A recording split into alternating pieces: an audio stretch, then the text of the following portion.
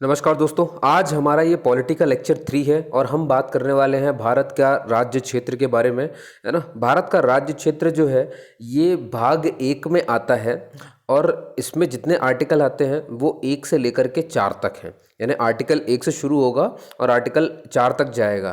तो ये पूरा का पूरा हिस्सा भाग 1 में है और इसी में आता है भारत का राज्य क्षेत्र।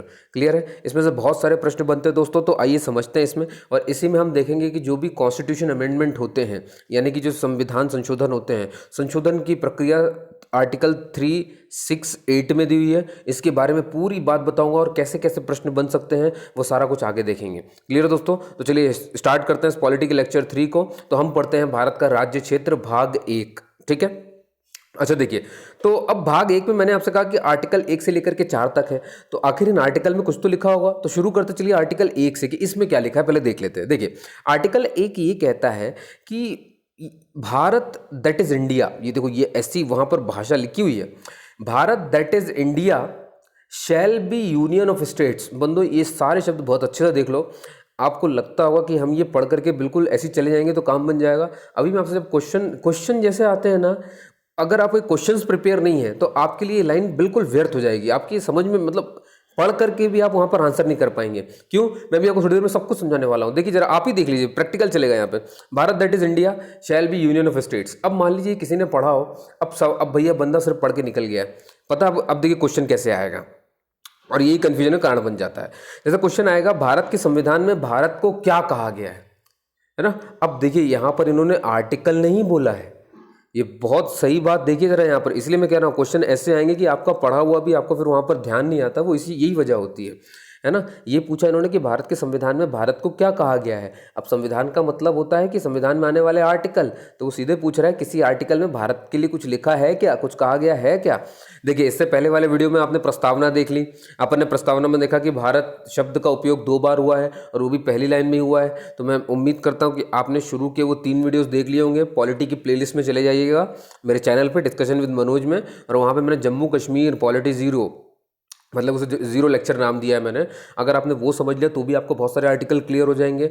जम्मू कश्मीर राज्य, मतलब उसको जो हटा दिया गया है, राज्य का दर्जा उससे छीन लिया गया, 2 केंद्र शासित प्रदेश बनाए गए हैं, कैसे क्या किया गया है सब मैंने उसको समझाया है। आप एक बार उसको देखिए, फिर उसके बाद पॉलिटी 1 को देखिए, फिर 2 को देखिए, और फिर जब 3 में आएंगे तो आपको सारी बातें क्लियर होने लगेंगी, है ना। आपको समझ में आया कि संविधान से क्वेश्चन आखिर बनते कैसे हैं और आपको किस तरह से इसे रियली में पढ़ना होता है। ठीक है दोस्तों, चलिए अब इसको समझते हैं। तो क्वेश्चन ये पूछा गया कि भारत के संविधान में भारत को आखिर क्या कहा गया है। तो आपने देखा कि आर्टिकल 1 में ही कहा गया है कि भारत दैट इज इंडिया। तो भारत को इंडिया, भारत को भारत भी कहा गया है और इंडिया भी कहा गया है। तो ऐसे ऑप्शन आएंगे, यानी कि संविधान में भारत को भारत और इंडिया दोनों कहा गया है। तो भारत और इंडिया आपको ऐसा ऑप्शन में मिलेगा ABCD, या सिर्फ भारत कहा गया है, या सिर्फ इंडिया कहा गया है, या फिर भारत और इंडिया कहा गया है, या फिर इनमें से कुछ भी नहीं। ये बात क्लियर हो गई। तो ऐसे क्वेश्चन आते हैं वहाँ पे। चलिए आगे बढ़ते हैं। ये हो गया। अगला क्वेश्चन क्या बन सकता है भैया आर्टिकल 1 से। इसमें ये बनता है कि भारत के संविधान में भारत और इंडिया कहाँ कहा गया है। ठीक है। अब जब इन्होंने कहाँ पूछ लिया, पहले पूछा था क्या कहा गया है, तब हमने भारत और इंडिया कहा था। अब उन्होंने ये पूछ लिया कि भारत और इंडिया कहाँ कहा गया है, तब आपका आंसर हो जाएगा आर्टिकल 1। ओके तब चलिए अब आगे चलते हैं, है ना। आपको ये याद है ना, अभी थोड़ी देर पहले मैंने आपको बताया था, ये देखिए आप भूल जाएंगे थोड़ी देर में, यूनियन ऑफ स्टेट्स कहाँ है। अब इस पर भी बात कर लेते हैं। अभी आपने इस पर बात तो कर ली, अब इसको देख लीजिए। देखिए ज़रा यहीं से कितने सारे क्वेश्चन बन जाते हैं, और ये सारे आ चुके हैं और आते भी रहते हैं भैया। अब वो क्लियर करना है भारत। अब देखिए एक सबसे बड़ी दिक्कत ये आती है कि भारत में आखिर व्यवस्था कौन सी। कभी क्वेश्चन पूछ लिया जाए कि भैया भारत कैसा है, एकात्मक, संघात्मक, कैसा है ना, और संविधान में कहाँ लिखा हुआ है कि ऐसा है। तो देखिए पहले तो आपको संघात्मक व्यवस्था और एकात्मक व्यवस्था समझनी पड़ेगी, उसके बाद आप भारत को देखेंगे क्या है। देखिए संघात्मक व्यवस्था क्या है, मैंने टेबल बना करके आपके लिए लिख भी दिया है। संघात्मक किसे कहते हैं, जहां केंद्र और राज्य दोनों हो, मतलब जहां पर केंद्र सरकार भी हो, ऐसा कोई देश जहां पर केंद्र भी हो और जहां पर बहुत सारे राज्य भी हों। ठीक है। और दोनों के बीच में बराबर क्या कहते हैं, विषयों का बंटवारा हुआ हो। ठीक है। तो जहां पर मतलब केंद्र और राज्य सरकारें होती हैं उन्हें संघात्मक कहते हैं, और जहां पर राज्य सरकारें नहीं होती हैं तो उन्हें एकात्मक कहते हैं। वहां मतलब सिर्फ केंद्र होते हैं। क्लियर हो रही है बात, ऐसा है ना। मतलब वहां राज्य सरकारें नहीं है तो फिर विषयों का बंटवारा भी नहीं है। जहां राज्य सरकारें होती है वहां विषयों का बंटवारा होता है। विषयों मतलब कि कौन कौन किस पर नियम बनाएगा। ठीक है। जैसे आपने मालूम ही है ना, आपने पढ़ा है 7वीं अनुसूची में अपने, है ना। देखिए भाई, जैसे कॉन्करेंट लिस्ट है, समवर्ती सूची है, राज सूची है, केंद्र सूची है, तो हमारे यहाँ सूचियाँ चलती है। लेकिन जहाँ पर सिर्फ एक ही होता है, सब कुछ केंद्र होता है, राज्य नहीं होते हैं, तो वहाँ पर ये सब सूचियाँ नहीं बनती हैं। जब वहाँ पर राज्य नहीं तो सूची क्या करोगे आप। तो अब भारत में क्या है भैया, तो आपको मालूम हो चुका है कि भारत में तो एकात्मक नहीं है, भारत में तो संघात्मक है। तो क्या भारत संघात्मक शासन व्यवस्था रखता है? बिल्कुल सही, संघात्मक शासन व्यवस्था रखता है। लेकिन ये संविधान में कहीं लिखा है क्या ऐसा कि भारत एक संघात्मक शासन है? नहीं। ये बात क्लियर हो रही है, संघात्मक शासन व्यवस्था कहीं लिखी नहीं गई है। तो फिर आखिर लिखा क्या गया है? भारत के संविधान में लिखा हुआ है कि भारत है यूनियन ऑफ स्टेट्स। बहुत ध्यान से देख लीजिए, यूनियन ऑफ स्टेट्स। यूनिट, अब यूनियन एक शब्द है और एक होता है भैया फेडरेशन। अब मैंने ये शब्द क्यों लिखे? देखिए, यूनियन का मतलब भी संघ होता है और फेडरेशन का मतलब भी संघ ही होता है। तो फिर बात ये कि मैं आपसे ये क्वेश्चन पूछने वाला हूँ कि हमारे संविधान में क्या लिखा हुआ है, यूनियन ऑफ स्टेट्स लिखा है कि फेडरेशन ऑफ स्टेट लिखा है? हमने तो यूनियन ऑफ स्टेट्स लिखा हुआ है, हमने फेडरेशन ऑफ स्टेट्स क्यों नहीं लिखा है भैया? अब इसमें क्या फ़र्क है? जबकि फेडरेशन जैसे वर्ड जो होते हैं ये आप देखोगे कि अमेरिका में इस्तेमाल होता है, तो फिर हमने क्यों नहीं इस्तेमाल किया? तो आखिर जब दोनों की हिंदी मीनिंग सेम है तो यूनियन और फेडरेशन लिखने में अंतर क्या होता है? बहुत बड़ा अंतर होता है दोस्तों, है ना। रीज़न समझ लीजिए। देखिए, जब भी आप यूनियन लिखते हैं तो यूनियन का मतलब ये है कि इसमें भी देखिए राज्य हैं खूब सारे और फेडरेशन में भी खूब सारे राज्य हैं, है ना। ये बिल्कुल तय है, ये बिल्कुल सही क्लियर मीनिंग है। लेकिन बात ये होती है, यूनियन में अगर यूनियन आपने लिखा हुआ इसका मतलब ये है कि आपके राज्य आपसे अलग नहीं हो सकते, ठीक है। उनको अलग होने की कोई भी आज़ादी नहीं मिली हुई है, वो उससे कभी अलग नहीं हो सकते। मतलब जितने भी हमारे पास राज्य वो अलग नहीं हो सकते, इसलिए हमने यूनियन लिखा है। लेकिन जहाँ पर भी फेडरेशन लिखा जाता है इसका मतलब ये कि उसमें आने वाले राज्य अलग हो सकते हैं। ये बात समझ में आ रही है? तो इतना बड़ा फर्क पड़ता है ये यूनियन और फेडरेशन में। तो ये देखिए, ऐसे ही किसी आर्टिकल में कुछ भी नहीं छाप दिया गया है। यहाँ पर फेडरेशन लिखते तो आज को कहानी कुछ और होती। ये बात क्लियर हो रही है। लेकिन यहाँ पर यूनियन लिखा, इसका मतलब ये है कि राज्यों का संघ है। देखो, यूनियन ऑफ स्टेट्स का मतलब हिंदी में कहते हैं राज्यों का संघ। तो भारत जो कि इंडिया है वो राज्यों का संघ होगा। ये बात समझ में आ रही है ना। यूनियन होगा, फेडरेशन नहीं होगा, ठीक है। इंग्लिश में बहुत मैटर करती है ये बात। तो ठीक है, आपने आर्टिकल 1 में अभी तक ये सब देखा हुआ है। ये बात क्लियर होगी। चलिए दोस्तों, अब आगे चलते हैं। तो आपने समझ लिया ना फेडरेशन, मैंने आपसे कहा फेडरेशन ये हो गया। एक सेकेंड, हाँ, तो फेडरेशन ये खत्म हो गया। अब देखिए, एक चीज़ और समझ लीजिए, जैसे कि फेडरेशन वाला जो मामला होता है, फेडरेशन में होता क्या है, अगर आपके दिमाग में डाउट आ जाए तो फेडरेशन में क्या होता है, समझौते के तहत वो राज्य एक साथ रहते हैं। मतलब जैसे बहुत सारे राज्य हों और ये केंद्र हो, तो इन राज्यों ने समझौते के तहत केंद्र के साथ है, ये भी समझौते के साथ है, ये भी समझौते के साथ है, ये भी समझौते के साथ है। लेकिन इंडिया में भी राज्य हैं, लेकिन वो समझौते के साथ नहीं है, कोई समझौता नहीं है उनका हमारे साथ, इसलिए वो कभी भी अलग नहीं हो सकते हैं, वो अभिन्न भाग हैं, है ना, कभी अलग नहीं किया जा सकता। इसलिए हमने यूनियन लिख के रखा हुआ है। क्लियर हो गई बात इतनी दोस्तों? चलिए, आप समझ चुके हैं कि हम क्या क्या लिखते हैं। अच्छा, अभी अभी आर्टिकल 1 पे बात करते हैं अपन। आर्टिकल 1 में ये आता है कि जैसे भारत क्या है, ठीक है। अभी आपने देखा कि भारत को क्या कहा गया है, और भारत और इंडिया कहा गया है। किस आर्टिकल में कहा गया है? तो आपने देखा आर्टिकल 1 में कहा गया है भारत संघात्मक है, एकात्मक है, कुछ ऐसा कहा गया है। तो आपने देखा ना ही संघात्मक कहीं लिखा है, ना ही एकात्मक कहीं लिखा हुआ है। भैया, जो संविधान लिखने की बात कर रहा हूं मैं, आपसे कोई पूछे कि भारत में व्यवस्था कौन सी है, तब आप संघात्मक बोल सकते हैं। लेकिन आपसे कोई बोले कि संविधान में कहीं लिखा है, तब आपको इसे मना करना है। तो वो पूछेगा कि क्या लिखा है, तो आपको बोलना है कि भैया जो लिखा हुआ है वो है यूनियन ऑफ स्टेट्स, ठीक है। भारत राज्यों का संघ है, संघात्मक लिखा कहीं नहीं है, समझ गया ना। लेकिन भारत है संघात्मक, ये बहुत अच्छे से क्लियर कर लो। ओके होगी बात? अच्छा देखिए, अब आर्टिकल 1 की बात करते हैं। आर्टिकल 1 को जब आप पूरा पढ़ेंगे, तभी तो हमने यहां तक पढ़ लिया कि India that is Bharat shell be union of states. आगे लिखा है कि भारत के राज्य क्षेत्र में, क्योंकि मालूम है, आप देखिए क्वेश्चन कैसा आता है। अगला क्वेश्चन, आर्टिकल 1 से बहुत सारे क्वेश्चन बनते हैं, आपने अभी 3 देख लिए हैं, ठीक है। क्या कहा गया, कहाँ कहा गया, संघात्मक, एकात्मक की राज्यों का संघ, तो राज्यों का संघ भी मालूम है। अब आर्टिकल 1 को आगे जब पढ़ोगे तो आपको और भी मिलेगा। क्या, कई बार क्वेश्चन आ चुका है कि भारत का राज्य क्षेत्र, है ना, भारत एक राज्य क्षेत्र, भारत का राज्य क्षेत्र ये कहाँ लिखा है संविधान में, तो आपको फिर से आंसर देना है, ये आर्टिकल 1 में लिखा हुआ है। क्लियर हो गया? भारत का राज्य क्षेत्र मतलब कहाँ बताया गया है, किस संविधान के किस आर्टिकल में, तब भी आपको यही कहना है। अब आपसे पूछ लिया है कि भारत के राज्य क्षेत्र में क्या आता है, तो ये भी आर्टिकल 1 में लिखा है। और उन्होंने लिखा है कि भारत के राज्य क्षेत्र में आएंगे राज्य जो शामिल होंगे, ठीक है। इसी में आएंगे केंद्र शासित प्रदेश जो शामिल होंगे, आपने देखा ये। और तीसरा पॉइंट देखिए, ये तो आप सभी जानते हैं कि हमारे पास राज्य भी, हमारे पास केंद्र शासित प्रदेश भी हैं। ये तीसरा पॉइंट क्या रखा हुआ है, इसमें लिखा हुआ है कि वे सारे शामिल होंगे राज्य क्षेत्र के तहत, भारत के राज्य क्षेत्र के तहत वो सारे शामिल होंगे जो अर्जित किए जाएंगे, है ना। मान लो कि हम कोई दूसरे मतलब विदेश से कुछ भी हासिल करते हैं, है ना। और अगर वो इंडिया में आ जाता है तो वो भी राज्य क्षेत्र ही माना जाएगा। इसीलिए इन्होंने एक पॉइंट जोड़ के रख दिया कि भविष्य में मान लो कुछ और ले लो आप, है ना, कुछ भी आप जो भी हासिल कर लोगे तो फिर वो भी भारत का राज्य क्षेत्र हो जाएगा। ठीक है, तो राज्य भी आते हैं, यूनियन टेरिटरीज यानी कि संघ शासित प्रदेश, यानी आप समझ चुके केंद्र शासित प्रदेश भी बोलते हैं इन्हें, वे सारे। और ये दो हो गए पॉइंट। और राज्य क्षेत्र में और क्या आता भैया, वो सारे जो आप बाद में हासिल करोगे या अर्जित करोगे उनको कहते हैं। ठीक है, तो आप समझ चुके हैं। इस हिसाब से भारत का मतलब क्या हो गया भैया, 28 राज्य और 9 यूनियन टेरिटरीज। मालूम है ना, पहले हमारे पास 29 राज्य थे, 29 राज्य थे, लेकिन जम्मू कश्मीर जो राज्य था वो राज्य खत्म कर दिया गया है, उसकी जगह पर 2 केंद्र शासित बना दिए गए हैं। तो हमारे पास 7 केंद्र शासित थे, तो 2 जुड़ गए तो कितने बच गए, 9। ठीक है, तो 29 से एक राज्य खत्म तो बचा 28 राज्य, और क्योंकि ये राज्य अब 2 केंद्र शासित में बदल गया तो 7 से केंद्र शासित हो गए 9, इसीलिए मैंने लिखा 28 राज्य और 9 केंद्र शासित प्रदेश। क्लियर होगी बात। जम्मू कश्मीर का वीडियो जरूर देख लीजिएगा, पॉलिटी जीरो, मैंने वहां पर समझाया कि ये अलग कैसे हुआ, और उसमें काफी सारे आर्टिकल आप सीखेंगे। ठीक है, तो देखिए जरा ये क्वेश्चन बनता भी कि भारत का राज्य क्षेत्र कहाँ परिभाषित है, तो आपको मालूम हो चुका है आर्टिकल 1 में परिभाषित है। राज्य क्षेत्र में क्या क्या आता है, राज्य, है ना, यूनियन टेरिटरीज और जो अर्जित करेगा वो। ठीक है, तो ये सारी बात हुई आर्टिकल 1 से और वहां से बनने वाले प्रश्नों से। अब आगे बढ़ते हैं, आर्टिकल 2 की बात करते हैं।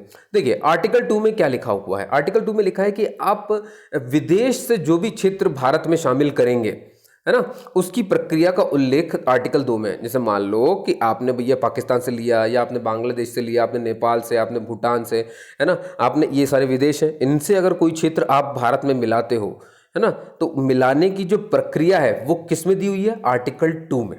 क्लियर हो रही है बात इतनी, है ना। विदेशों से आने वाले जितने भी क्षेत्र होंगे भारत में जब आप शामिल करेंगे विदेशों से ले करके किसी क्षेत्र को, तो उसकी प्रक्रिया होगी। तो उसकी प्रक्रिया कहाँ दी हुई है भैया, आर्टिकल 2 में दी गई। देखो लिखा है ना, प्रक्रिया का उल्लेख वहां पे। अब ये प्रक्रिया है क्या, प्रक्रिया कैसे ले लोगे, क्या आप ऐसे ही मतलब किसी ने बोल दिया कि भैया नेपाल के प्रधानमंत्री बोल लो हमारा ले लो एरिया, तो क्या ले लिया चुपचाप, नहीं, नियम कायदे कानून के बिना कुछ भी नहीं होता है।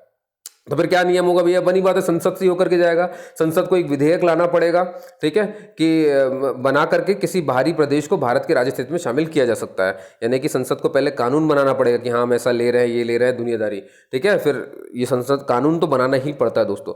चलिए भाई, तो आपने आर्टिकल 1 में देखा कि भारत और इंडिया शब्द लिखा हुआ है, यूनियन ऑफ स्टेट्स लिखा हुआ है, राज्य क्षेत्र के बारे में बताया हुआ है, वहां पर आपने देख लिया। आर्टिकल 2 में आपने देखा कि किसी विदेश से अगर कोई क्षेत्र लेना है तो उसका उल्लेख यहाँ पर है, उसकी प्रक्रिया यहाँ पे है, और प्रक्रिया यही है कि संसद जो है कानून बनाकर किसी भी बाहरी प्रदेश को भारत के राज्य क्षेत्र में शामिल कर सकती है। ठीक है भैया, अब देख लेते हैं आर्टिकल 3 क्या कहता है। देखिए आर्टिकल 3 ये कहता है, आर्टिकल 2 विदेशों से लेना था। ठीक है, ये बात बहुत अच्छे से रखिएगा, बाहर से। आर्टिकल 3 अब अंदरूनी मामले से। मान लीजिए कि आपको अंदर ही किसी राज्य का गठन करना, पुनर्गठन करना है। पुनर्गठन किस तरह से होता है भाई, या तो आप उसका राज्य का नाम बदल देना चाहते हो, या तो उस राज्य की आप सीमा जो है, या तो उस राज्य को आप तोड़ देना चाहते हो। जैसे कि मध्य प्रदेश टूट गया एमपी और सीजी में, आंध्र प्रदेश टूट गया भैया आंध्र प्रदेश और तेलंगाना में।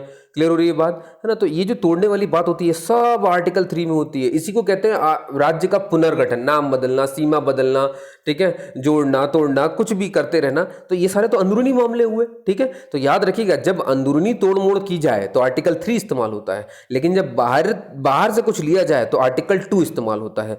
आर्टिकल 2 में भी जब आप विदेश से कोई क्षेत्र ले रहे थे तो आपको संसद की प्रक्रिया फॉलो करनी पड़ी थी, विधेयक लाना पड़ा था। बिल्कुल ठीक उसी तरह से जब आप अंदर भी तोड़ फोड़ करेंगे तो आपको विधेयक तो लाना ही पड़ेगा।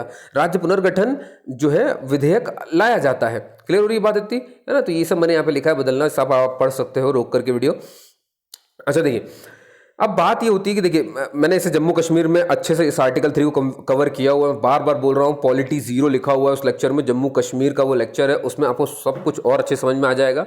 आर्टिकल 3 तो मैंने बहुत डिफाइन तरीके से, क्योंकि जम्मू कश्मीर का पुनर्गठन ही हुआ है ना, तो आपको वो चीज़ वहाँ पर और समझ में आएगी। और उसके बाद में अगर ये वीडियो देखते हो आप तो आपको और बढ़िया समझ में आएगी ये चीज़। ठीक है, अच्छा देखिए उस वीडियो में भी और इस वीडियो में भी एक बात आपको बता देता हूँ कि आर्टिकल 3 जो कि आपके ये जो भारत है इसके अंदर कोई राज्य को आपको तोड़ना मरोड़ना या नाम बदलना है, उसके लिए आर्टिकल 3 इस्तेमाल होता है, ये बिल्कुल सही है। लेकिन ध्यान सुनिए, ये राज्य है, तो राज्य के लिए जब भी कुछ होगा तो बनी बात है कानून तो संसद में जाएगा, यानी कि ये तो केंद्र कर रही है। तो क्या केंद्र ऐसे कुछ भी करेगी, मतलब किसी का भी राज्य का नाम ऐसे ही बदल दिया जाएगा ये वो बिना पूछे? नहीं, समझ रहे हो ना आप, ऐसा बिल्कुल नहीं हो सकता। अगर आपको किसी राज्य के लिए निर्णय लेना है कि इसकी सीमा ये होगी वो होगी, तो पहले उस राज्य के विधानमंडल से पूछना पड़ता है, राय लेनी पड़ती है। देखिए ये राय लेना है सिर्फ, है ना, और ध्यान सुनिए, मतलब राष्ट्रपति जो होते हैं वो होता क्या है, देखिए पूरी कहानी सुनिए। जैसे मान लीजिए कि कोई एक राज्य से, मान लीजिए मुझे एमपी कोई तोड़ना था भाई, हमारी केंद्र जो है ना, हमारे जैसे मान लीजिए उस समय मोदी होते हैं, अगर तो केंद्र वो चाहते हैं कि एमपी को मैं दो हिस्सों में तोड़ दूं, एक सीजी बना दूं, एक एमपी बना दूं, ठीक है। तो अब ऐसा थोड़ी ना हो कि मोदी जी बिल्कुल ले जाएं सीधे विधेयक संसद में और पारित करे, हो गया काम, ऐसा नहीं होता है। संसद में विधेयक पेश करने से पहले जो हमारे राष्ट्रपति रहेंगे, राष्ट्रपति पहले, मतलब विधेयक नहीं जाएगा संसद में, उससे पहले राष्ट्रपति जिस राज्य को आप तोड़ मरोड़ रहे हो उस राज्य के विधानमंडल से राय लेंगे, है ना। और याद रखिए, राय देना ना देना उनके ऊपर है, वो भले दे दें चाहे वो दे ही ना, कुछ भी हो उससे फर्क नहीं पड़ता है। राष्ट्रपति बिल्कुल बाध्य नहीं है उनकी राय मानने के लिए, समझ रहे हो ये बात, है ना, बिल्कुल बाध्य नहीं। यहाँ बस उनके विधानमंडल को बोला जाता है कि राय दीजिए, है ना, क्योंकि फॉर्मेलिटी है, लेकिन उससे बिल्कुल फर्क नहीं पड़ता, बिल्कुल आसानी से तोड़ा जा सकता। समझ घुमा फिरा करके बात यही कि केंद्र बिल्कुल चाहे तो उसे अलग कर सकती है। जैसे कि आपने देखा भी था आंध्र प्रदेश में, है ना, आंध्र प्रदेश के विधानमंडल से जब पूछा गया कि तेलंगाना को अलग करना है क्या, तो आपने पढ़ी होगी न्यूज, आंध्र प्रदेश के विधानमंडल ने मना कर दिया था, है ना। उन्होंने अपनी ये राय दी कि हम नहीं चाहते कि ये अलग हो। लेकिन क्या राष्ट्रपति जी ने सुना? नहीं। आप देख रहे हो आज तेलंगाना है हमारे पास। क्लियर हो रही है बात, है ना। तो ये एक बस वो है कि आर्टिकल 3 के तहत आप पुनर्गठन करिए, लेकिन संसद में विधेयक जाने से पहले राष्ट्रपति प्रभावित होने वाले राज्य से एक बार राय लेता है, और राय देना ना देना उनके ऊपर, और वो दे चाहे ना दे उससे फर्क नहीं पड़ता। क्या राय देना होता है और हाँ, अब राय कितने समय में देना है, क्या वो ऐसा तो नहीं कि 3-6 महीने लगा लेंगे भैया कि चलो टाइम पास करते हैं, टाइम पास, ऐसा कुछ नहीं होता है। जब राष्ट्रपति बोलते हैं कि भैया मुझे राय दो, तो राष्ट्रपति बिल्कुल टाइम निर्धारित कर देते हैं। जम्मू कश्मीर के मामले में आधे घंटे दे दिया था कि भाई आधे घंटे फटाफट से ये लो और बताओ कि क्या राय है, तो उन्होंने बोला कि आधे घंटे, समझ रहे हो ना, मतलब टाइम निर्धारण इनका काम होता है। ठीक, जम्मू कश्मीर का वीडियो फिर से मैं बार बार वही पॉइंट आउट करूंगा, एक बार उसे जरूर देखिए ताकि आपको ये बात समझ में आ जाए। तो ये कुछ बातें थी कि, है ना, ये सब मैंने यहाँ पे लिख के भी रखी हुई हैं, जिसका सीमा करना हो तो राज्य के विधानमंडल से आपको राय लेना होता है, जिसको राष्ट्रपति को, ठीक है। तो विधानमंडल से राय लेना ना लेना कितना जो भी है, आपको मालूम है ना, बाध्य नहीं है प्रेसिडेंट बिल्कुल मानने के लिए। चलिए भैया, तो ये तो हो गया आपका आर्टिकल 3, ठीक है, पुनर्गठन वाला। ठीक है, रिपीट कर लेते हैं। आर्टिकल 1 में भारत और इंडिया, यूनियन ऑफ स्टेट्स और राज्य क्षेत्र, भारत का राज्य क्षेत्र, ठीक है, उसे यूनियन ऑफ स्टेट्स का है, यानी कि राज्यों का संघ होगा, संघात्मक होगा, ये कहीं नहीं लिखा है, ठीक है, शब्द ऐसा नहीं लिखा हुआ है। आर्टिकल 2 में आपने कहा कि विदेश से कोई राज्य लेना है, कोई क्षेत्र लेना है, तो उसको शामिल करने की बात कही गई है। ये आर्टिकल 2 की बात है, और उसके लिए भी प्रक्रिया है कि संसद में पहले जो है कानून लाना पड़ेगा। फिर ठीक आर्टिकल 3 में चले जाओ, इसमें भारत के अंदर आने वाले राज्यों का पुनर्गठन, उसकी सीमा, नाम जो भी आप बदलते हो, उन सबकी बात की गई है, और उसके लिए भी विधेयक लाना पड़ेगा। लेकिन होता ये कि संसद में विधेयक पेश करने से पहले राष्ट्रपति एक बार राय लेते हैं प्रभावित होने वाले राज्य से, जिसका आप नाम बदल रहे हो, उससे, और विधानमंडल की राय को मानने के लिए हमारे राष्ट्रपति जो है वो बाध्य नहीं होते हैं। ये भी आपने देख लिया। अब बचा भैया ये भाग तो 1 से लेकर के 4 तक है, 3 तक तो होगा कवर, चौथा और सबसे इंपॉर्टेंट, और फिर यहीं से आप समझना शुरू करोगे संविधान संशोधन विधेयक। मालूम है ना, संशोधन होते रहते हैं हर तरह के, इस पर भी देखिए सारी चीज आपको समझ में आएंगी। अब देखिए, आर्टिकल 4 ये कहता है कि आर्टिकल 2 और आर्टिकल 3 अभी आपने पढ़े के तहत आप जो भी परिवर्तन करोगे भारत के राज्य क्षेत्रों में, वो परिवर्तन आर्टिकल 368 की प्रक्रिया से लागू नहीं होगा। इसका मतलब क्या है, देखिए मैं अच्छे समझा देता हूँ। आर्टिकल 368 का नाम हो गया। अब ये पहले आर्टिकल 4 को फिर से सुन लीजिए। इसमें ये कहा है कि आर्टिकल 2 के तहत आप मान लो विदेश से कोई राज्य अंदर लेते हो, और आर्टिकल 3 के तहत भारत के अंदर किसी राज्य को तोड़ते या मरोड़ते हो, तो विदेश से किसी क्षेत्र को अंदर लेना और अपने ही राज्य में अपने ही देश में किसी राज्य के नाम को बदलना, उसकी सीमा निर्धारण करना, ये सब करने के लिए संशोधन विधेयक नहीं लाया जाता है। यानी, और संशोधन विधेयक मतलब संशोधन नहीं होते हैं, ये संशोधन की प्रक्रिया से नहीं गुजरेंगे। अब संशोधन की प्रक्रिया आखिर किसमें दी गई है? ये प्रक्रिया ये दी गई है आर्टिकल 368 में। तो इन्होंने, तो फिर बात है कि फिर मैं कैसे नाम चेंज करूंगा? अगर मैं एक राज्य का जो नाम है या सीमा है उसको बदलना चाहता हूं, तो मैं ये काम कैसे करूंगा भैया? ये काम कैसे हो सकता है अगर मैं आर्टिकल 2 और 3 जो है मुझे उसका नाम बदलना है और मैं 368 भी इस्तेमाल नहीं कर सकता हूँ, और 368 में तो संशोधन लिखा हुआ है, तो ये कैसे पॉसिबल है? तो फिर अब आपको समझना पड़ेगा कि आखिर संशोधन क्या होते हैं। ठीक है दोस्तों, तो पहले मैं आपको समझाता हूँ संशोधन कितने तरह के होते हैं। संशोधन टोटल 3 तरीके के होते हैं। कोई भी आपसे पूछे तो आपको तुरंत बोलना है। देखिए, आपको अभी आर्टिकल 4 क्लियर नहीं हुआ है, आपको इसको क्लियर करना है ना। इस बात को क्लियर करने के लिए आपको ध्यान सुनना है। संशोधन 3 तरीके के होते हैं, पहले सुन लीजिए संशोधन के बारे में, तब आपको समझ में आ जाए। ठीक, संशोधन 3 तरह के होते हैं। एक संशोधन होता है सामान्य बहुमत से, एक होता है विशेष बहुमत से, और एक होता है विशेष बहुमत प्लस आधे राज्यों के अनुमोदन से। ठीक, ये 3 तरह के संशोधन होते हैं। विशेष बहुमत क्या होता है? विशेष बहुमत यहाँ पर भी आ रहा है, यहाँ पर भी आ रहा है। विशेष बहुमत का मतलब ये होता है कि जिस भी सदन में प्रस्ताव लाया गया है ना, जिस भी सदन में आप प्रस्ताव ले आओ, जैसे लोकसभा में या राज्यसभा में, जिस भी सदन में आप प्रस्ताव लाओगे तो उसकी कुल संख्या, मतलब उसमें जितनी भी संख्या है उसका बहुमत होना चाहिए, प्लस जितने भी लोग वहां पर प्रेजेंट हैं और वोट कर रहे हैं, यानी कि मतदान कर रहे हैं, उपस्थित व मतदान करने वालों का 2/3 बहुमत। देख रहे हो, 2 चीजें होनी चाहिए भैया। पूरी संसद का, मतलब पूरी संसद, सॉरी, जिस भी सदन में, जैसे लोकसभा में आया या राज्यसभा में आया, मान लीजिए लोकसभा में आया, तो लोकसभा में जितने भी मेंबर हैं उनका बहुमत प्लस, एक बात, उनका बहुमत होना चाहिए प्लस, और जितने लोग अभी हैं, है ना, हो सकता है पूरे लोग ना हो, उससे फर्क नहीं पड़ता। जब संशोधन होगा, विशेष वाला होगा, तो जितने भी उसमें सदन में अभी हैं, है ना, उस सदन में जितनी मेंबर है उनका एक तो बहुमत होना चाहिए, और जितने लोग फिर मतदान कर रहे हैं उनका 2/3 बहुमत होना चाहिए।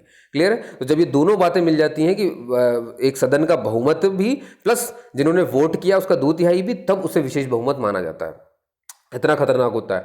फिर अब थर्ड वाला देखो तो और खतरनाक है। इसमें विशेष बहुमत तो होगा, मतलब समझ रहे हो आप, विशेष बहुमत, और फिर उसमें भी प्लस है, तो विशेष बहुमत तो यही था पूरा, तो ये पूरा यहां आ गया। और अब इनने कहा कि भैया इसमें और भी काम करना है, और वो काम क्या है कि भाई जितने राज्य, जैसे मान लो 28 राज्य है हमारे पास, तो 14 राज्यों से भी पास होना चाहिए। इसे कहते हैं विशेष से भी विशेष बहुमत। समझ में आ रही बात? तो ये संशोधन के 3 तरीके हैं। अब ध्यान से सुनिएगा, आपको अगले पन्ने में ले जाता हूं मैं। आप देखिए आर्टिकल 368। आर्टिकल 368 आपको सबको पता संशोधन, देखिए बहुत ध्यान सुनिएगा। अभी जो मैंने आपको 3 बताई कि 3 प्रकार के संशोधन होते हैं, वो सिर्फ मैंने संशोधन का टाइप बताया कि 3 तरीकों से संशोधन किया जाता है। ठीक है, अब मैं सिर्फ बात कर रहा हूं आर्टिकल 368, क्योंकि जैसे ही आपको आर्टिकल 368 समझ में आएगा तो आपको आर्टिकल 4, जिसमें कहा गया है कि आर्टिकल 2 और 3 में किए गए परिवर्तन आर्टिकल 368 के तहत नहीं होंगे, मतलब आर्टिकल 368 की प्रक्रिया से नहीं होंगे, और आर्टिकल 368 की प्रक्रिया में संविधान संशोधन लिखा हुआ है, और हम संशोधन पर ही बात कर रहे हैं, और हमने 3 तरह के संशोधन टाइप देखे हैं। और अब हम बात कर रहे हैं कि आर्टिकल 368 में कौन कौन से संविधान संशोधन दिए गए हैं। तो दोस्तों, आर्टिकल 368 में दिया हुआ है 2 ही प्रकार के संशोधन। एक है विशेष बहुमत, आपने देखा ना, अभी 3 प्रकार के मैंने बताए थे, तो बीच वाला विशेष बहुमत था, और एक था विशेष बहुमत प्लस राज्यों, आधे राज्यों का अनुमोदन। तो ये देखो, ये लिखा हुआ है यहाँ पे, सिर्फ इतना ही है 368 में। तो आपको दिख रहा है, जब ये भी 368 में, विशेष वाला भी और विशेष प्लस आधे राज्यों का अनुमोदन भी, तो फिर कौन सा वाला बच गया? बस पहला वाला नहीं आता है इसमें।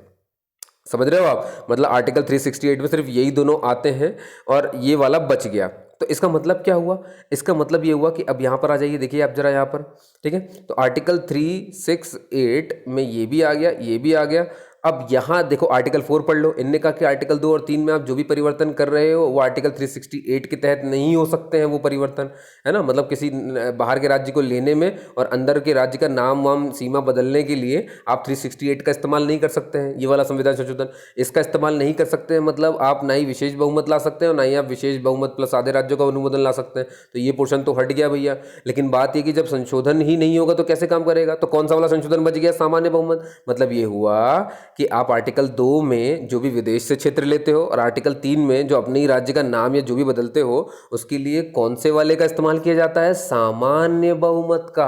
क्योंकि 368 तो इस्तेमाल नहीं कर सकते, तो फिर ये भी हट गया और ये भी हट गया, तो बचा तो यही है। समझ गया ना? तो आपसे कभी कोई पूछे कि जब भी पुनर्गठन होता है तो किस तरह की चीज होती है, तो आपको बोलना है सामान्य बहुमत होती है। जब भी हम बाहर से किसी विदेश से किसी क्षेत्र को लेते हैं तो किस तरह की चीज होती है? क्या विशेष बहुमत होता है? क्या विशेष बहुमत प्लस आधे राज्यों का अनुमोदन होता है, या फिर सिर्फ सामान्य बहुमत होता है? तो आपका आंसर फिर से क्या होगा? सामान्य बहुमत। यानी क्या अब आप मुझे बता सकते हैं कि मध्य प्रदेश छत्तीसगढ़ और अपना आंध्र प्रदेश तेलंगाना और आज जम्मू कश्मीर जो दो हिस्सों, आज दो केंद्र शासित बढ़ चुका है, इन सब के लिए कौन सा बहुमत लाया गया होगा? अब आपको मालूम है कि ना ही विशेष बहुमत होता है, ना ही विशेष बहुमत प्लस आधे राज्यों का अनुमोदन होता है। इसमें सिर्फ काम करता है सामान्य बहुमत, और ये सिर्फ इसलिए काम करता है क्योंकि ये दोनों जो है वो 368 में आते हैं, और आर्टिकल 4 ये कहता है कि 2-3 में जो भी बदलाव किए गए हैं उसमें 368 इस्तेमाल नहीं होगा, तो यही बचता है। तो इसीलिए सामान्य बहुमत से करना होता है। ये अभी एक बात ध्यान से सुनो जरा, अब आपको ये लगने लगेगा कि सामान्य बहुमत संशोधन है ना। अब मैं आपको इसको समझाने वाला हूँ, काफ़ी कॉम्प्लिकेटेड मामला है, बस बहुत ध्यान से सुनिएगा इस बात को, ठीक। देखिए होता क्या है ना, ये सब आपके लिए मैंने लिखा है, इसको आप पढ़ते रहिएगा वहाँ पर, है ना। ये जो मैंने बातें कही सिर्फ ये वही लिखी हुई है इसमें। अच्छा, अब देखिए सबसे जो शानदार पॉइंट है वो ये लिखा हुआ है ना, आपको समझ में आएगा।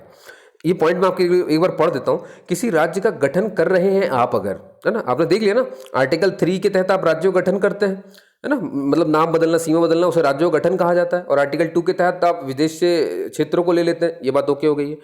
तो जब आप ऐसा कर रहे हो, तो राज्यों का गठन कर रहे हो, तो आप संविधान में संशोधन तो हो रहा है ना, और वो सामान्य बहुमत से हो रहा है, 368 से नहीं हो रहा है, ये भी आप समझ चुके हैं।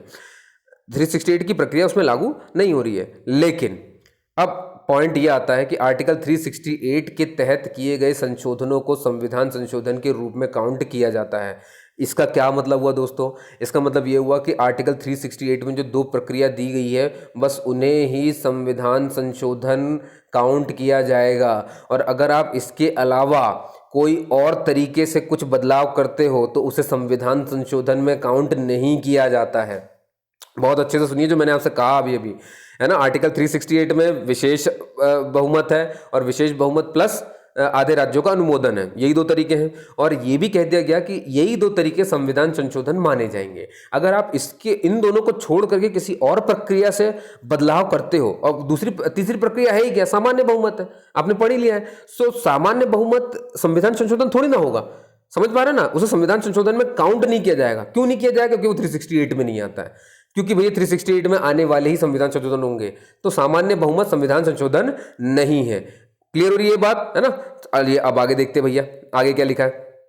तो उसमें लिखा और 368 के अलावा किसी और तरीके से संशोधन किया जाता है तो उसे संविधान संशोधन के रूप में काउंट नहीं किया जाता है। क्लियर होगी बात। इसका मतलब क्या हुआ भैया, कैसे समझा जाए इस बात को? देखिए, राज्य का पुनर्गठन तो करोगे, है ना, आर्टिकल 3 के तहत नाम भी चेंज करोगे, बिल्कुल ओके है। संविधान में संशोधन भी होगा। संविधान में संशोधन क्यों होगा? क्योंकि आर्टिकल 3 है, और इस आर्टिकल 3 में आप बदलाव कर रहे हो कि भैया अब मध्य प्रदेश अब 2 हिस्सों में रहेगा, जम्मू कश्मीर अब 2 केंद्र शासित बनेगा। तो आपने बदलाव तो किया है, तो बदलाव किया है आर्टिकल में, और आर्टिकल आता है संविधान में, तो संविधान में संशोधन होगा, ठीक है। लेकिन इसे संविधान संशोधन काउंट नहीं किया जाएगा। संविधान, आसान भाषा में समझ लीजिए कि इतना सारा कुछ जोड़ने तोड़ने की वजह से संविधान में बदलाव हो रहे हैं, इन्हें बदलाव कहिए आप, है ना। तो बदलाव तो होंगे, क्योंकि बदलाव तो हो ही रहा है भैया। मध्य प्रदेश 2 हिस्सों में बट गया तो बदलाव हुआ।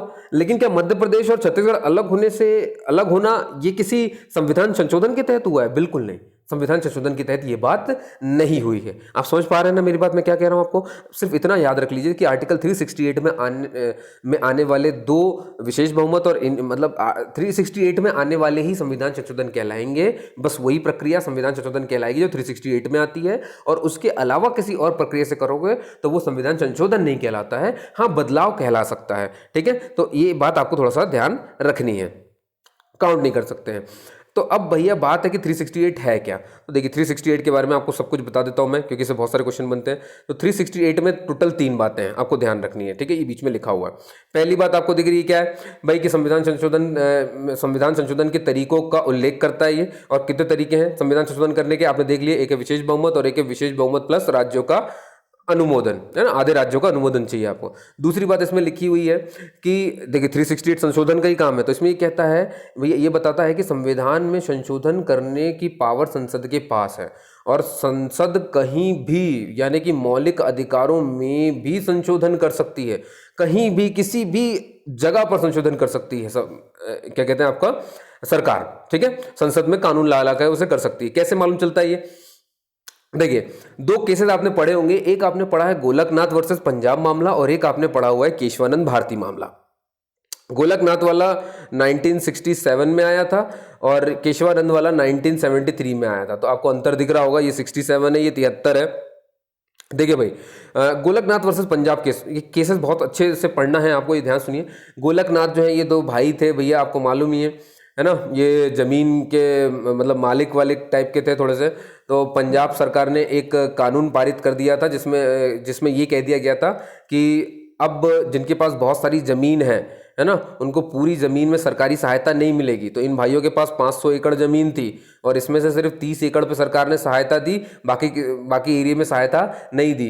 तो इन्होंने गोलकनाथ लोग भाइयों ने ये कह दिया कि भैया ऐसा, ये तो गलत बात है, ये तो हमारे मौलिक अधिकारों का उल्लंघन है। अब आप बोलेंगे, अब आप ये सोच रहे होंगे इसमें मौलिक अधिकार कहाँ से आ गया जब सरकार ने ज़मीन के मामले में कह दिया। देखिए, ये उस समय की बात है जब 67 चल रहा है, और 67 में क्या चल रहा था आपको मालूम है ना, 67 में संपत्ति का अधिकार था हमारे पास, ठीक है, लेकिन संपत्ति का अधिकार को सीमित करना था। अब आप बोलेंगे सर संपत्ति का अधिकार तो ठीक है ना, सबके पास जमीन जायदाद तो होना चाहिए ना। नहीं, ध्यान सुनिए, हमारी सरकार की सोच ये थी कि हमें समाजवाद बनना है, और समाजवादी बनने के लिए यानी कि कम्युनिस्ट बनने के लिए, समझ रहे हैं, जैसे कि कम्युनिस्ट का मतलब, समाजवाद का मतलब ये होता है कि जो प्रॉफिट है वो एक तबके के पास ना रहे, जो प्रॉफिट है वो सबको बंट जाए, और सबको बंटने के लिए जरूरी है कि एक आदमी के पास सारी जमीन ना हो। समझ पा रहे हैं? तो इसीलिए सीमित कर दिया गया, जमींदारों की जमीन में जो फायदा उनको मिलता था उसको सीमित कर दिया गया। तो सरकार ने ये बात सोची थी, तो ये तो अच्छी बात हो गई थी, ठीक है। तो लेकिन गोलकनाथ बंधुओं को उस समय तो ये अधिकार था, संपत्ति का अधिकार था सबके पास। तो संपत्ति का अधिकार होने की वजह से उन बंदों ने बता दिया कि भैया मौलिक अधिकारों का हनन हुआ है, मौलिक अधिकारों का ये वो। तो सुप्रीम कोर्ट के पास वो गए, सुप्रीम कोर्ट ने तुरंत बोल दिया कि भैया सरकार जो है संशोधन नहीं कर सकती है मौलिक अधिकारों में। तो गोलकनाथ में ये फैसला आया था। आपको याद रखना है, कभी आपसे पूछ लिया जाए कि कौन सा ऐसा केस था जिसमें कहा गया था कि मौलिक अधिकारों में संशोधन नहीं किया जा सकता है, तो वो कौन सा केस है? गोलकनाथ वाला केस है। ये बात क्लियर हो गई। चलिए, अगला है आपके पास केशवानंद भारती, ये 73 में है।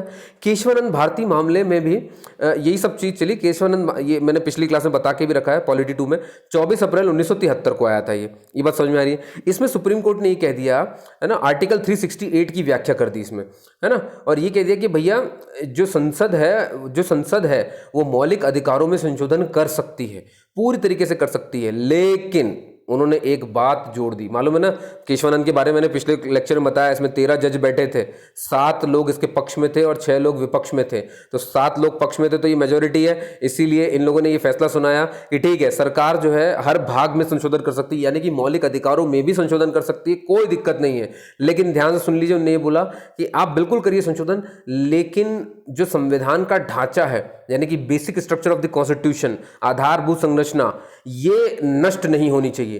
अगर ये नष्ट होती दिखी तो आप चाहे कोई भी संशोधन ले आओ, उसको कोर्ट में जो है चुनौती दी जा सकती है, और जब चुनौती दी जाएगी तो हम सुप्रीम कोर्ट, हम उस पर फैसला जरूर सुनाएंगे। ये बात क्लियर हो गई है ना। तो आपको ध्यान रखना है, मैंने क्या कहा आपसे कि भैया उन्होंने ये कह दिया था कि आर्टिकल 368 के तहत सरकार के पास पूरी पावर है, वो किसी भी हिस्से में चाहे संशोधन कर ले, किसी में भी चाहे संशोधन कर ले, लेकिन आधारभूत संरचना, basic structure of the constitution को ध्यान में उसे रखना होगा। ये बात क्लियर हुई दोस्तों।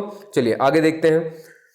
अब देखिए, अब बात ये आती है कि संविधान संशोधन विधेयक कैसे लाया जाता है।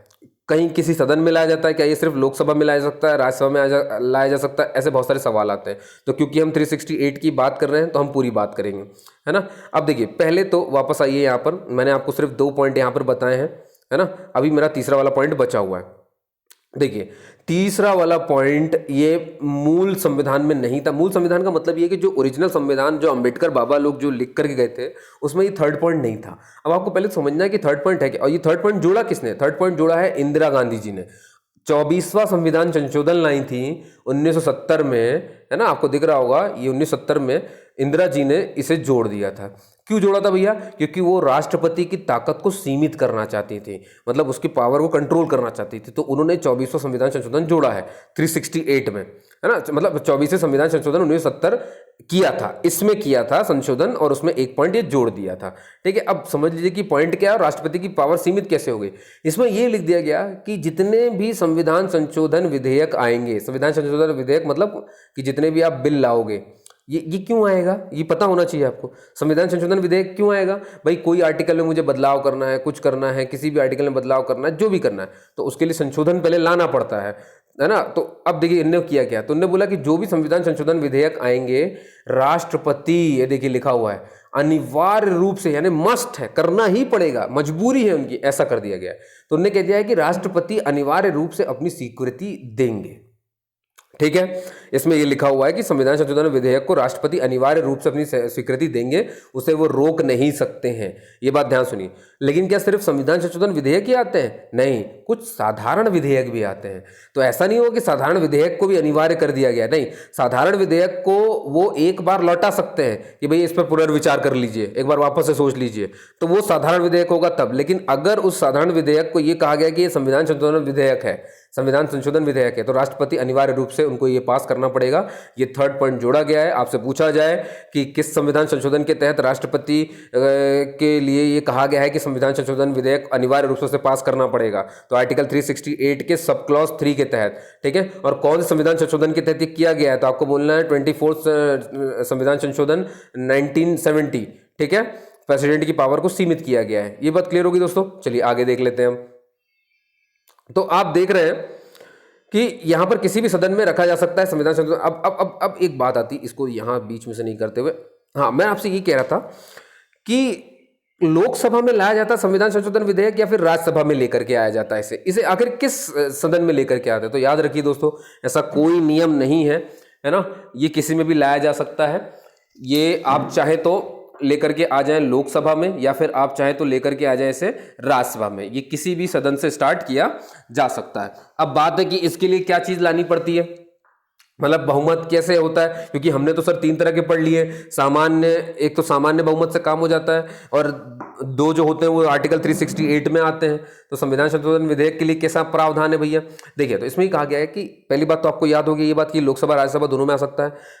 अब दूसरी बात ये याद रखिए कि इसे विशेष बहुमत, है ना, इसे विशेष बहुमत से पारित किया जाता है। विशेष आप समझ चुके हैं, मैंने आपको वहां पे डिफाइन कर भी दिया है। ठीक है, तो है ना, वो आप वहां पे देख लेंगे। दोनों सदनों से पारित होने के बाद प्रेसिडेंट के पास ये जाता है, और प्रेसिडेंट उसे अनिवार्य रूप से अपनी स्वीकृति दे देंगे। ऐसा क्यों करेंगे? क्योंकि मालूम है ना क्या घोषित किया आपने, संविधान संशोधन विधेयक, है ना। इंदिरा गांधी जी ने 24वें संविधान संशोधन के तहत, है ना, 24वें संविधान संशोधन 1970 के तहत आर्टिकल 368 में एक बात जोड़ दी कि अनिवार्य रूप से पास करना पड़ेगा। ठीक है, तो आपको ये याद रखना है। पहली पॉइंट क्या, लोकसभा राज्यसभा दोनों में आ सकता है, किसी में भी कहीं से भी स्टार्ट कर सकते हो, और जिस बहुमत से इसे पारित किया जाता है वो विशेष बहुमत होता है। मान लो जैसे लोकसभा में आ गए तो वहां से विशेष बहुमत होगा, तब जाकर ये पारित होगा, और फिर जाएगा ये राज्यसभा में, और फिर जाएगा ये राष्ट्रपति के पास। और क्योंकि ये संविधान संशोधन विधेयक है तो राष्ट्रपति मना नहीं कर सकते, अनिवार्य रूप से पास करना पड़ेगा। और ऐसा किस आर्टिकल में लिखा है? आर्टिकल 368 में लिखा है। होप सो आप समझ पा रहे हैं दोस्तों। ठीक है, अच्छा, अगला पॉइंट जो सबसे प्यारा पॉइंट है, जो बहुत बार आता भी है, कि संविधान संशोधन विधेयक में कभी भी आप संयुक्त अधिवेशन नहीं बुला सकते भैया, है ना। संयुक्त अधिवेशन कैसे बुला लिया जाता है, इसको समझाने के लिए मैं थोड़ा समझाऊंगा आपको, है ना। आपको अभी ये पॉइंट याद रखना है, संविधान संशोधन विधेयक जो भी आप लाते हैं, है ना, उस पर कभी भी संयुक्त अधिवेशन बुलाया नहीं जा सकता। इस पॉइंट को ध्यान रखिए, क्वेश्चन बहुत बन सकता है। अच्छा, अब देखिए, एक क्वेश्चन कई बार आ जाता है, खत्म कैसे हो सकता है संविधान संशोधन विधेयक, मतलब कैसे नल हो जाता है, खत्म कैसे होता है? तो खत्म होने की मैं आपके पास 2 प्रक्रिया लिख रहा हूं। पहली प्रक्रिया देखिए, पहले में क्या होगा कि जो आपका संविधान संशोधन विधेयक है वो लोकसभा में पेश किया गया। ठीक है, और अब मालूम है ना, लोकसभा में पेश किया गया, लेकिन उसको कौन से बहुमत से पास करते हैं? विशेष बहुमत से पास करते हैं। वहां से पास हो भी गया, ठीक है, और राज्यसभा में ये पहुंच भी गया है। ठीक है, राज्यसभा में ये पहुंच भी गया, लेकिन अब होता क्या है, देखिए, नहीं, इस वाले पॉइंट में ये लिखा है कि राज्यसभा में नहीं किया गया तो ऐसा नहीं होगा कि संयुक्त अधिवेशन बुलाया जाए, वो वहीं खत्म हो जाएगा। मतलब इसको 2 खत्म होने, ये वही संयुक्त वाला है ना। इसका मतलब ये हो गया कि भाई जैसे लोकसभा में तो पारित हो गया, पास हो गया यहां से, और फिर चला गया ये राज्यसभा में। ठीक है, लेकिन ऐसा नहीं होगा कि यहां से पारित हो गया और राज्यसभा में रुकावट हो गई। तो ज्यादातर हम क्या करते हैं कि जब भी लोकसभा में पारित हो जाए और राज्यसभा में रुकावट हो जाए तो हम संयुक्त अधिवेशन बुला लेते हैं। तो आप ऐसा नहीं कर सकते संविधान संशोधन विधेयक में कि आप बाकी इसे, ये साधारण विधेयक थोड़ी ना है कि लोकसभा से पारित हो जाए और राज्यसभा में अटक जाए तो आप संयुक्त अधिवेशन बुला लोगे। ये संविधान संशोधन विधेयक है, लोकसभा से पारित होने के बाद अगर राज्यसभा ने इसे पारित नहीं किया तो इसे खत्म माना जाता है। ये बात क्लियर हो रही है? ये बहुत अच्छे सुन लीजिए। एक तरीका ये था इसको खत्म करने का भैया। एक और तरीका क्या होता है? एक और तरीका ये होता है कि जैसे मान लो कि लोकसभा से तो पारित हो जाए और राज्यसभा में पहुंच भी जाए, लेकिन मालूम चला कि जब ये राज्यसभा में पहुंचा तो लोकसभा में सरकार बैठती है, सरकार का कार्यकाल ही खत्म हो गया, 5 साल पूरे हो गए। ठीक है, यहां से पास तो हो गया, राज्यसभा में जा चुका है, लेकिन इनका कार्यकाल खत्म हो गया। तो याद रखिए, जैसे ही कार्यकाल खत्म होगा तो ये जो संविधान संशोधन विधेयक राज्यसभा में पहुंचा हुआ है, लोकसभा से पास होकर के, वो भी खत्म हो जाएगा। ये बात क्लियर हो गई है ना? या अब लोकसभा सरकार दो तरीके से हटती है भाई, या तो सरकार भंग हो जाए या तो सरकार के कार्यकाल खत्म हो जाए। दोनों ही स्थितियों में लोकसभा से पारित हुआ संविधान संशोधन विधेयक राज्यसभा में जाकर के खत्म ही हो जाएगा, अगर एक बार सरकार हट गई तो। क्लियर है? अब ये तो एक बात हो गई। तो आपने अभी ये देखा कि मैंने लोकसभा पहली बार बोला है, मतलब और मैंने तो आपको अभी थोड़ी देर पहले बताया कि लोकसभा में भी आ सकता है और राज्यसभा में भी आ सकता है। तो मैंने अभी लोकसभा से स्टार्ट किया है ना, और 2 बार मैंने आपको लोकसभा में बताया कि दोनों बार लोकसभा से राज्यसभा में जा रहा है, लोकसभा से राज्यसभा में जा रहा है। अब देखते हैं, अगर राज्यसभा में अगर आप इसे पहले पेश करते हो और यहां से अगर ये पास हो जाए, तब इसकी कहानी क्या है। ठीक है दोस्तों, तो आइए यहां पर समझ लीजिए उस बात को। ये देखिए मैंने लिखा भी है, इसका उल्टा देखिए यहाँ पर। मान लीजिए कि अब आपने सबसे पहले राज्यसभा में रखा संविधान संशोधन विधेयक को, और राज्यसभा ने इसे पास भी कर दिया, तो अब ये कहाँ पहुंचेगा भैया? लोकसभा में पहुंचेगा। ठीक है, और मालूम चला, अब देखिए लोकसभा में तो पहुंचा, लेकिन अब पता चल रहा है कि अब मैंने इस बार पहली बार राज्यसभा में रखा हुआ है। ठीक है, इधर लिखूंगा तो इधर लिख देता हूँ मैं आपके लिए थोड़ा सा। राज्यसभा में रखा, राज्यसभा से पास हुआ, लोकसभा में गया, लेकिन मालूम चला लोकसभा में सरकार नहीं है। तो अभी क्या हुआ था कि लोकसभा से जब राज्यसभा में जा रहा था, तो आपने देखा कि लोकसभा से पास हो गया, सरकार गिर गई, तो ये विधेयक राज्यसभा में भी खत्म हो गया। तो क्या ऐसा ही यहाँ पे भी होने वाला है? तो राज्यसभा से तो यहाँ आया, लेकिन सरकार खत्म हो गई है, तो क्या ये खत्म हो जाएगा अब विधेयक फिर से? नहीं, ध्यान सुनिए, लोकसभा एक टेम्परेरी हाउस है, अस्थायी सदन है वो, और ये वाला एक स्थायी सदन है, परमानेंट हाउस है। तो परमानेंट हाउस से पास होने की वजह से उसे पारित ही माना जाता है। तो इस ऐसा नहीं कि राज्यसभा ने पास कर दिया है तो वो होल्ड पे रहेगा जब तक अगली सरकार लोकसभा में नहीं बैठ जाएगी, और जब अगली सरकार वहां पर बैठेगी तो राज्यसभा से पास किया गया ये संविधान संशोधन विधेयक अब लोकसभा में नई सरकार के सामने रखा जाएगा। ये बात समझ में आ रही है? यानी आसान भाषा में, लोकसभा से जो कि अस्थायी सदन है अगर पास हो गया और राज्यसभा में चला गया और वहां पर गया ही है और सरकार यहां गिर गई है, तो सरकार के द्वारा लाया गया संविधान संशोधन विधेयक खत्म हो जाएगा, है ना। लेकिन अगर राज्यसभा में पहले रखा गया और यहां से पारित हो गया और लोकसभा में जा रहा है, लेकिन लोकसभा में सरकार गिर गई है, तो अब ये संविधान संशोधन विधेयक खत्म नहीं होगा, ये भी बचा रहेगा, और तब तक बचा रहेगा जब तक अगली सरकार आकर के सदन में, लोकसभा में बैठ न जाए। और लोकसभा में बैठ जाए तो उसके सामने फिर मैं इसको पेश करूंगा। ये बात क्लियर हो रही है दोस्तों? इस बात को बहुत अच्छे से समझ लीजिए, है ना। और यही सब मैंने यहाँ पर लिखा हुआ है। अच्छा, अब आपके मन में ये आ सकता है सवाल कि भाई ये है क्या, नहीं है ना, अब ये कैसे काम करता है? तो क्या संविधान संशोधन को मतलब कोर्ट में चैलेंज दे सकते हैं? इतनी सारी बातें हो चुकी हैं हमारी, तो अब आपके पास एक क्वेश्चन आ सकता है ना कि क्या संविधान संशोधन विधेयक को कोर्ट में, यानी सुप्रीम कोर्ट में चैलेंज दिया सकता है? भाई हमने ये देखा कि प्रेसिडेंट को तो अनिवार्य रूप से इसे पास करना होता है, हमने ये भी देखा कि विशेष बहुमत से होता है, हमने देखा कि लोकसभा से राज्यसभा में जाने में और राज्यसभा से लोकसभा में जाने में क्या क्या बवाल मच सकता है ना, कब खत्म हो सकता है, कब खत्म नहीं हो सकता है, ये भी हमने देखा। तो अब सिर्फ सुप्रीम कोर्ट बचा हुआ है, तो सुप्रीम कोर्ट के बारे में क्या है भैया? सुप्रीम कोर्ट में चैलेंज दिया सकता है। तो दोस्तों पहले तो मैं आपको एक करंट की न्यूज़ सुना देता हूँ उसमें, और ये पहली बार ही हुआ था ऐसा, इसलिए आपको ये पता भी होना चाहिए। 19वां संविधान संशोधन विधेयक जब आया था, 19वां संविधान संशोधन, ये देखो विधेयक है, ये 19वां संविधान संशोधन 2015 में लाया गया था, अभी की बात है। सुप्रीम कोर्ट ने इसे रद्द कर दिया था भैया, और ये अब तक के इंडिया के बिल्कुल इतिहास में पहली बार हुआ कि कोई संविधान संशोधन को रद्द कर दिया गया, बिल्कुल नल एंड वॉइड, बिल्कुल हटा दिया गया। अब आप सोचेंगे ये कैसे पॉसिबल है, ये क्या हो रहा है यहाँ पर, है ना। तो देखिए अब इसको समझा, ये एक न्यूज़ याद रखिए, और आपको क्वेश्चन याद रखना है ये क्या कोर्ट में चैलेंज हो सकता है। तो आपको मैंने आंसर दे दिया, कोर्ट में चैलेंज भी हुआ और कोर्ट ने 99वें संविधान संशोधन 2015 को खत्म कर दिया। और बिल्कुल याद रखिए, कभी क्वेश्चन बने कि कौन सा संविधान संशोधन विधेयक समाप्त किया गया था, तो 99, 98, 97, 96 ऐसे करके ऑप्शन आएंगे, तो आपको याद रखना 99 वाला है जो हमेशा के लिए समाप्त कर दिया गया था, और किस सन में आया था? 2015 में आया था। ठीक है, सुप्रीम कोर्ट ने इसे खत्म कर दिया था, ये पहली बार ही हुआ है। अब हमें ये समझना है कि कोर्ट ने आखिर इसे कर कैसे दिया है, तो इसके पीछे की भी बड़ी खतर, संविधान संशोधन कोई आसान बात नहीं है। अब उसके लिए अब आपको आर्टिकल 13 समझना पड़ेगा। देखिए समझाता हूँ, भारत संविधान में जब आप झांकेंगे आर्टिकल 13 में, तो वहां पर लिखा, वहां पर क्या बताया उन्होंने? विधि मतलब कि लॉ, है ना, यानी कि कानून। तो इन्होंने कहा है कि कानून शब्द को वहां पर परिभाषित किया गया है। परिभाषित किया है मतलब क्या लिखा है आर्टिकल 13 में, है ना। देखिए मैंने यहाँ लिखा नहीं, लेकिन मैं आपको बता देता हूँ। वहां पर ये लिखा है आर्टिकल 13 में विधि के लिए कि आप विधि को कोर्ट में चैलेंज नहीं कर सकते हो, ठीक है। मतलब सुप्रीम कोर्ट में विधि को चैलेंज, सॉरी मैं ये कहना उल्टा बोल गया मैं आपके लिए। देखिए मैं ये बोल रहा हूं जो विधि है उसको आप कोर्ट में चैलेंज कर सकते हो। जितने भी लॉ होते हैं, जितने भी कानून होते हैं, है ना, इन सबको जो है आप कोर्ट में चैलेंज कर सकते हैं, ठीक है। ये एक बात। अब ध्यान सुनिए, तो इसमें एक धारा है 13 में ही, है ना, नीचे चले जाएंगे जब आर्टिकल 13(4), और ये मूल संविधान में नहीं था, फिर से बोल रहा हूं, इसे फिर से जोड़ा गया है आर्टिकल 13 में, ये 4 जोड़ा ही गया है। इसमें क्या लिखा है और किसने जोड़ा है? अगेन 24वां संविधान संशोधन। याद है ना, अभी 368 में भी संविधान संशोधन किया गया था, तो उसमें सिर्फ 368 में ही नहीं किया गया था, आर्टिकल 13 में भी छुआ था, और आर्टिकल 13 में 13(4) जोड़ा था। आर्टिकल 368 में क्या जोड़ा था? प्रेसिडेंट की पावर को सीमित कर दिया था कि भाई अनिवार्य रूप से संविधान संशोधन विधेयक पारित करना पड़ेगा। 24वां संविधान संशोधन इंदिरा गांधी लेकर के आई थी, उन्होंने ये काम किया था। 368 में प्रेसिडेंट की पावर खत्म कर दी, और आर्टिकल 13 में जो जोड़ा वो ये है, ये देखो नीचे लिखा हुआ है यहाँ पर। उन्होंने क्या बोला कि संविधान संशोधन जो विधेयक आएगा वो विधि शब्द की परिभाषा में नहीं आता है। बहुत अच्छे समझ लो इस बात को, मैंने क्या बोला आपको। देखिए कितने चालाकी से इस काम को किया गया। उन्होंने बोला कि जितने भी संविधान संशोधन विधेयक होंगे वो विधि में नहीं आते।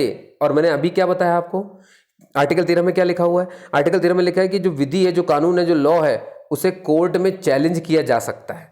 तो विधि को चैलेंज किया जा सकता है। अब अगर संविधान संशोधन विधि में नहीं आता है, तो जब ये विधि में आता ही नहीं है तो क्या इसे चैलेंज किया जा सकेगा? नहीं। समझ गए ना, मतलब संविधान संशोधन विधेयक को आप चैलेंज नहीं कर सकते। तो अब आप सोचेंगे सर तो फिर ये कैसे पॉसिबल है कि अभी आपने बताया कि जब, ठीक है, हम ये समझ चुके हैं कि विधि को चैलेंज किया जा सकता है और संविधान संशोधन विधि में नहीं आता है।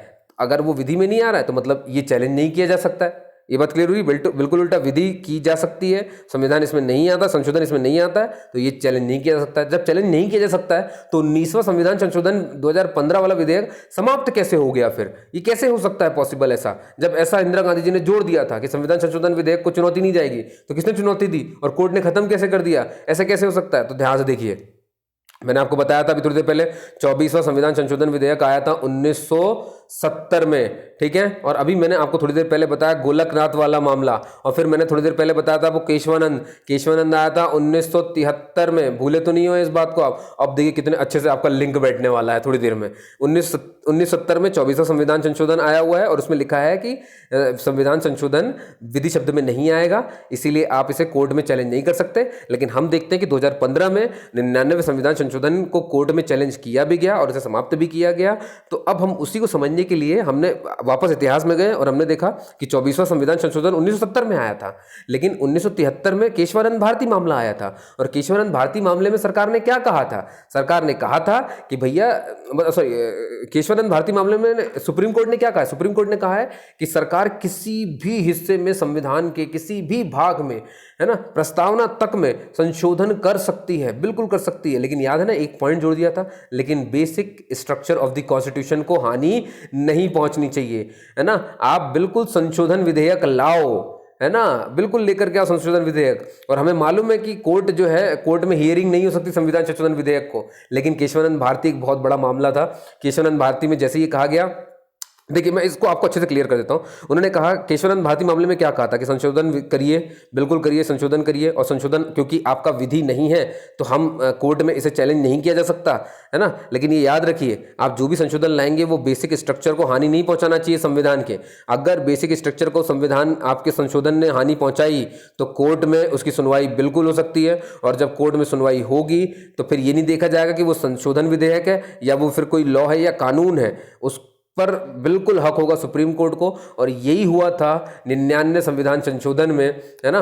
99 संविधान संशोधन में दोस्तों यही हुआ था कि, ये देखिए यहाँ पर मैंने लिखा है 99वें संविधान संशोधन विधेयक में यही हुआ था कि बेसिक स्ट्रक्चर को हानि पहुंच रही थी। और केशवानंद में साफ साफ ये कहा गया है कि बेसिक स्ट्रक्चर को अगर हानि पहुंची तो फिर चाहे आप कुछ भी ले आओ, चाहे वो संशोधन ही क्यों ना हो, चाहे वो कोई कानून ही क्यों ना हो, मतलब कानून मतलब आर्टिकल 13, है ना, विधि और संविधान संशोधन, ये सब कुछ भी क्यों ना हो, कोर्ट उस पर हियरिंग करेगी। और कोर्ट ने हियरिंग करी और इसे पूरी तरीके से समाप्त कर दिया।